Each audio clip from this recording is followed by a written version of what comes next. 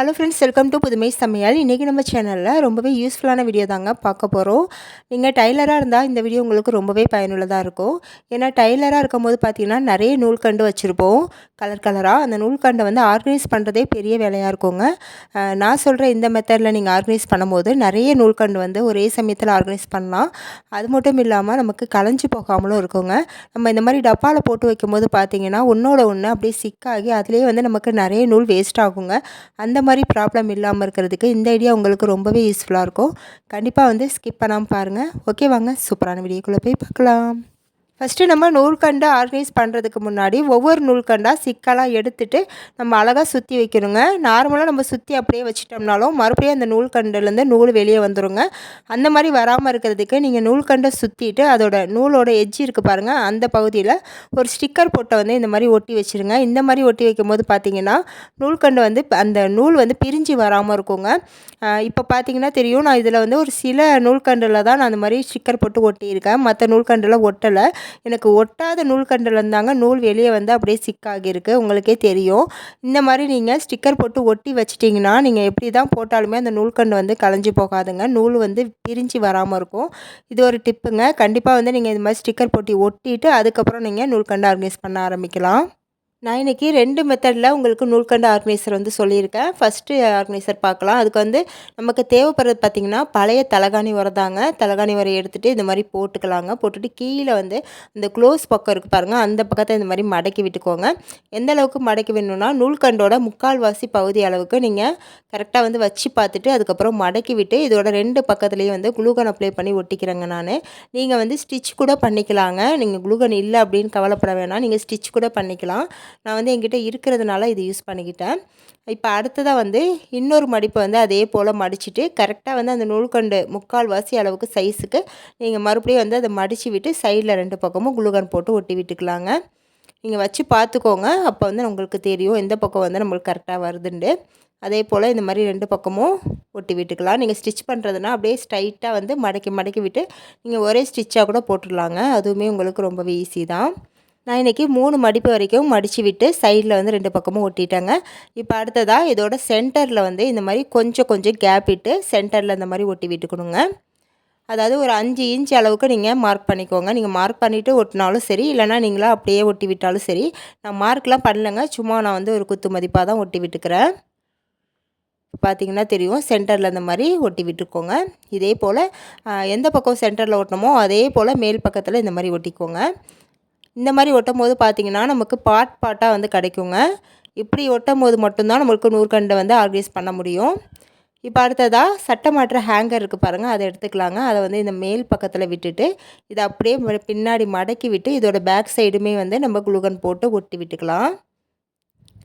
First கீழ் பக்கத்தில் ஒட்டிட்டு அப்புறம் ஓப்பன் பகுதி இருக்குது பாருங்கள், தலகாணி வரும், அதையுமே ஒட்டி விட்டுக்கோங்க. இப்போ அவ்வளோதாங்க, சூப்பரான ஒரு ஆர்கனைசர் ரெடி ஆயிடுச்சு.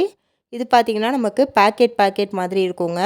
இந்த மாதிரி நம்ம குளுகன் போட்டிருக்கிறதுனால ஸ்ட்ராங்காக இருக்குமா அப்படின்னு சொல்லிட்டு நினைக்காதீங்க, நல்லாவே ஸ்ட்ராங்காக இருக்கும்.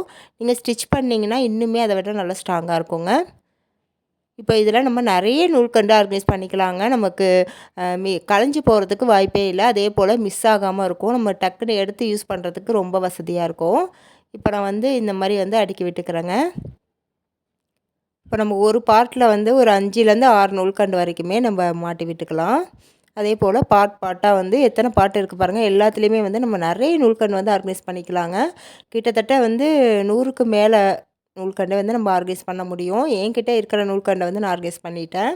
எனக்கு இன்னுமே வந்து நிறைய கேப் இருக்குது பாருங்கள், இதில் இன்னுமே நூல்கண்டு ஆர்கனைஸ் பண்ணிக்கலாம். என்கிட்ட இருக்கிறத வச்சு நான் ஆர்கனைஸ் பண்ணியிருக்கேன். இப்போ அவ்வளோதாங்க. இதை வந்து நம்ம தையல் மிஷின் எங்கே வச்சுருக்கோமோ அது பக்கத்தில் வந்து ஒரு ஹூக்கில் மாட்டி விட்டுட்டோம்னா நமக்கு எடுத்து யூஸ் பண்ணுறதுக்கு ரொம்ப ரொம்ப வசதியாக இருக்குங்க. நம்ம எடுக்கும் போது பார்த்திங்கன்னா கலைஞ்சி போகாது, மறுபடியும் வைக்கும் போதும் நம்ம ஈஸியாக வச்சுக்கலாம். நூல்கண்டு கலைஞ்சி போய் சிக்காகிற பிரச்சனை வந்து இனிமேல் இருக்கவே இருக்காதுங்க. இந்த மாதிரி நீங்கள் ஒரு ஆர்கனைசர் ரெடி பண்ணி வச்சிட்டிங்கன்னா வேஸ்ட்டாக இருக்கிற தலகாணி வரையில் நம்ம சூப்பராக ஈஸியாக வந்து ரெடி பண்ணிடலாங்க. கண்டிப்பாக வந்து நீங்களும் ட்ரை பண்ணி பாருங்கள். நம்ம சேனலில் வந்து ஆல்ரெடி நிறைய நூல்கண்டு ஆர்கனைசர் வீடியோ வந்து போட்டுக்கிட்டே இருக்கோங்க.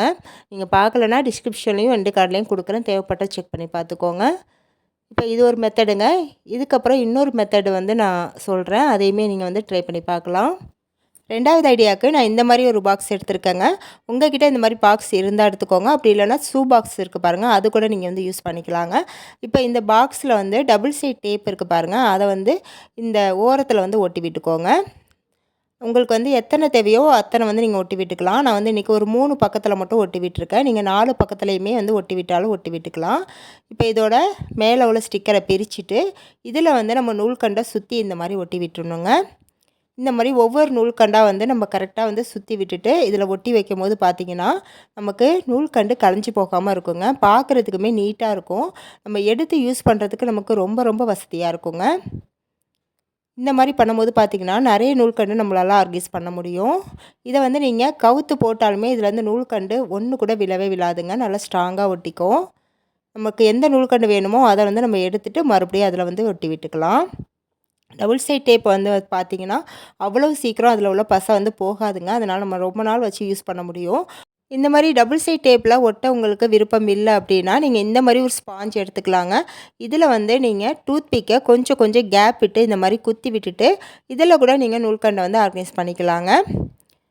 உங்களுக்கு எந்த மெத்தட் வந்து யூஸ்ஃபுல்லாக இருக்குதுன்னு நீங்கள் நினைக்கிறீங்களோ அதை வந்து நீங்கள் யூஸ் பண்ணிக்கோங்க. இப்போ இதில் வந்து கொஞ்சம் கொஞ்சம் கேப் விட்டு இந்த மாதிரி குத்தி விட்டுட்டு இதுக்கு மேலே வந்து நம்ம நூல்கண்டை ஆர்கனைஸ் பண்ணி வச்சுக்கலாம்.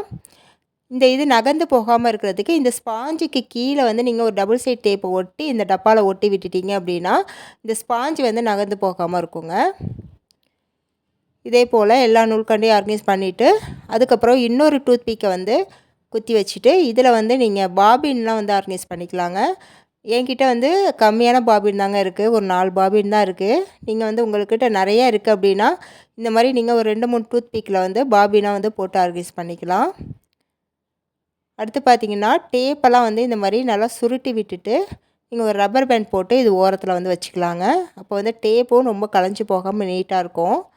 டேப்பும் பார்த்திங்கன்னா நம்ம யூஸ் பண்ணிவிட்டு அப்படியே போடுறதுனால அதுவுமே சிக்காகி சில நேரம் கட் ஆயிருங்க. அந்த மாதிரி ப்ராப்ளம் இல்லாமல் இருக்கும். இப்போ பார்த்திங்கன்னா ஒரே பாக்ஸில் நமக்கு எல்லாமே வந்து கரெக்டாக ஆர்கனைஸ் பண்ணிட்டோம் பாருங்கள். இதே போல் நீங்கள் பாக்ஸ் இருந்தால் செஞ்சுக்கோங்க. அப்படி இல்லைனா இந்த மாதிரி ஷூ பாக்ஸில் வந்து நீங்கள் இதே மெத்தடில் வந்து ட்ரை பண்ணுங்கள். உங்களுக்கு ரொம்பவே யூஸ்ஃபுல்லாக இருக்கும். ஓகே ஃப்ரெண்ட்ஸ், இன்றைக்கி இந்த வீடியோவில் சொன்ன 2 ஐடியாவில் உங்களுக்கு எந்த ஐடியா வந்து சிம்பிளாக ஈஸியாக இருக்கோ அதை வந்து நீங்கள் ட்ரை பண்ணி பாருங்கள். நம்ம சேனலில் ஆல்ரெடி டைலரிங் டிப்ஸ் வீடியோ நிறைய போட்டிருக்கேங்க. பாபினில் எப்படி ஈஸியாக நூல் சுற்றுறது அந்த மாதிரி சின்ன சின்ன டிப்ஸ்லாம் வந்து நான் ஷேர் பண்ணியிருக்கேன். எல்லாமே வந்து நிறைய பேருக்கு வந்து யூஸ்ஃபுல்லாக இருந்துச்சு அப்படின்னு சொல்லிட்டு நிறைய பேர் கமெண்ட்டும் பண்ணியிருந்தீங்க. உங்களுக்கு அந்த வீடியோலாம் நீங்கள் பார்க்கல, உங்களுக்கு பார்க்கணும் அப்படின்னு தோணுச்சுன்னா நான் எண்டு கார்டில் வந்து கொடுக்குறேன் லிங்க்கு, நீங்கள் அதை டச் பண்ணி பார்த்துக்கோங்க. வீடியோ பிடிச்சிருந்தால் மறக்காமல் ஒரு லைக்கை கொடுத்துருங்க. இது போல் நிறைய யூஸ்ஃபுல்லான வீடியோஸ் தெரிஞ்சுக்க நம்ம புதுமை சமையல் சேனலை சப்ஸ்கிரைப் பண்ணி வச்சுக்கோங்க. தேங்க்ஸ் ஃபார் வாட்சிங்.